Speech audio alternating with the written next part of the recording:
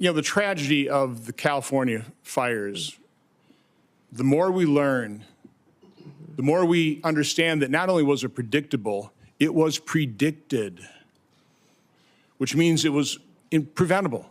Again, you're not going to be, you can't prevent the initiation of those fires, but you certainly can prevent them from raging into the tragedy that they became, the dozens of people who've lost their lives, the hundreds of billions of dollars worth of property damage. It's not just California, though. I mean, again, that was grotesque mismanagement. That could have been prevented. You can't prevent a hurricane. You can't prevent floods. But you certainly can try and start reducing the moral hazard that we've allowed to explode, quite honestly, by the federal government rushing in immediately, no questions asked, just tell us how big a check you want. What can you do in your new role to try and start reducing over time the moral hazard that we have created in this country with federal disaster relief?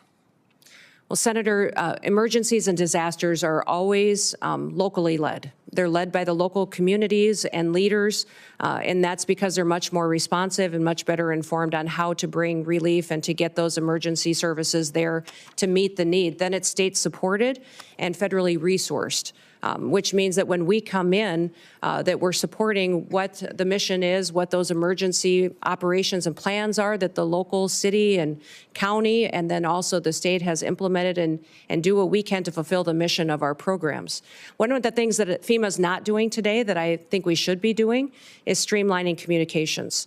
We saw this in New Orleans. We saw it in other terrorist attacks in the country. And you just referenced it as well about the American people not getting the truth, senators not getting the truth and the transparency that we need, is that I believe FEMA can always put out a blueprint for what a response would be should something terrible happen.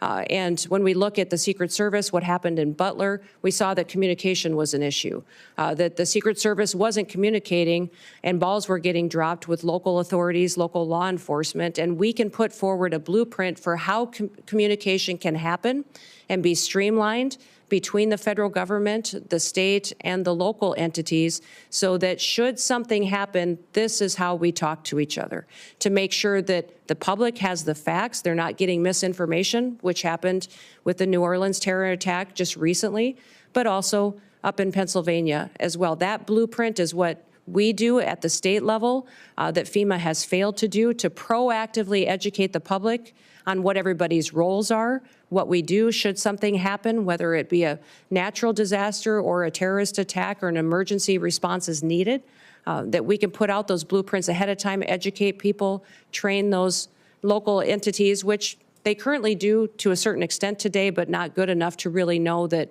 not only can the resources be pre-deployed in many of these situations so that they're more readily accessible, but also how are we going to communicate and make sure everybody's on the same page so that we can be much more efficient. I wish that we would have had different leadership and a different governor in California, or we might have a different result there. But in the Department of Homeland Security, we can do all that we can to make sure that the people that live in California know that they're going to get a response from the federal government that's appropriate, and we did all that we could to make sure that they had the information ahead of time so they could protect themselves when they do have a failure in leadership like we've seen.